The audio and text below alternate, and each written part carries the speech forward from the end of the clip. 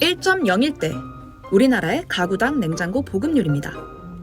집집마다 냉장고 한 대씩을 갖게 된 1989년 이후 비슷한 수치를 기록 중이죠. 그럼 김치냉장고는? 2000년 10집 중 한 집 정도에만 있던 김치냉장고는 13년이 흐른 뒤 10가구당 무려 8.6가구가 보유하는 필수 아이템이 됐습니다. 대체 어떤 특별함이 있길래 한국인들은 김치용 냉장고를 따로 쓰는 걸까요? 요즘 대세인 스탠드형보다 뚜껑형 김치냉장고가 본연의 기능에 더 충실한 제품이라는 사실은 알고 계셨나요? 채널 물건이 파헤쳐볼 오늘의 물건, 가장 한국적인 테크놀로지 김치냉장고입니다.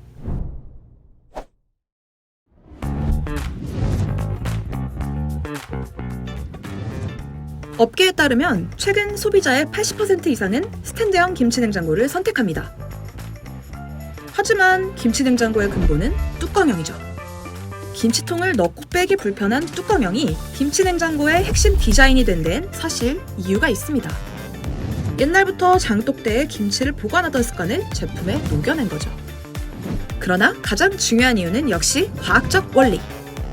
따뜻한 공기는 가벼워 위로 뜨고 차가운 공기는 무거워 아래로 가라앉죠. 그래서 뚜껑형 냉장고는 문을 열어도 냉기가 밖으로 나오지 않습니다. 반면 스탠드형은 밖에 있던 따뜻한 공기가 냉장고로 유입돼 온도 변화가 생깁니다. 이 온도 변화는 김치의 신선도에 안 좋은 영향을 끼치죠. 결국 김치 맛을 살리는 가장 중요한 정온 기능, 그러니까 차가운 온도를 일정하게 유지하는 데엔 뚜껑형 김치냉장고가 스탠드형보다 더 유리한 셈입니다.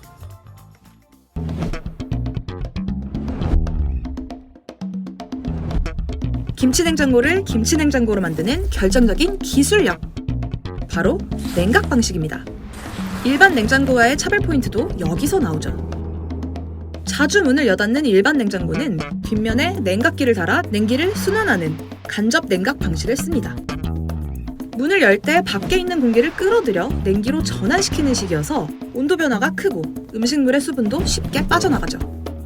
김치처럼 장기간 보관이 필요한 음식엔 치명적인 단점입니다. 반면 김치냉장고는 전체에 냉각 코일을 두르는 직접 냉각 방식을 씁니다. 정원 효과를 높여 김치 맛을 오래 살리기 위해서죠. 이 역시 김치독의 원리에서 나왔습니다. 겨울철에 김치를 땅에 묻어 온도를 유지한 것처럼 냉각 코일이 언땅 역할을 하는 겁니다.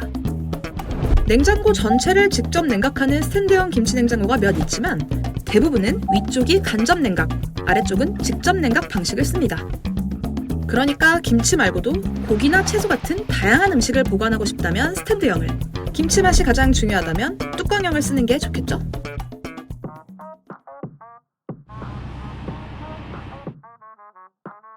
물건이 김치냉장고를 탐색하다 발견한 미심쩍은 이야기가 있습니다. 러시아 탱크 기술로 김치냉장고를 만들었다는 소문이 그것이죠. 우리나라가 러시아에 돈을 빌려주고 그 대가로 받은 탱크를 뜯어보다 정밀한 온도 제어가 가능한 펠티어 소자 기술을 발견, 김치냉장고에 적용했다는 얘기인데요. 이거 진짜일까요? 한국이 빚 대신 러시아 군수 장비를 받아온 건 1995년 시작된 불곰 사업 때입니다. 우리나라 최초의 김치냉장고는 10년도 전인 1984년의 금성 눈표 냉장고죠. 김치냉장고의 대중화를 이끈 김치냉장고가 시장에 나온 시기 역시 불곰 사업과 같은 해인 1995년입니다. 생생한 김치 맛이 4개월. 김치 개발에만 몇 년이 걸렸으니 러시아 기술이 여기에 적용됐다고 보는 건 무리겠죠? 게다가 이 소문의 중심인 펠티어 소자를 적용한 최초의 냉장고는 1993년부터 개발을 시작한 청어 빌텍 제품이라는 얘기도 있습니다.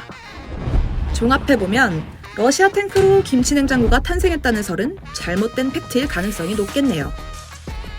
이번 영상에선 가장 한국적인 테크놀로지 김치냉장고에 대해 알아봤습니다. 물건 채널의 좋아요와 구독은 우리 주변 물건에 대한 더 유용한 쓸모의 탐색에 큰 도움이 됩니다.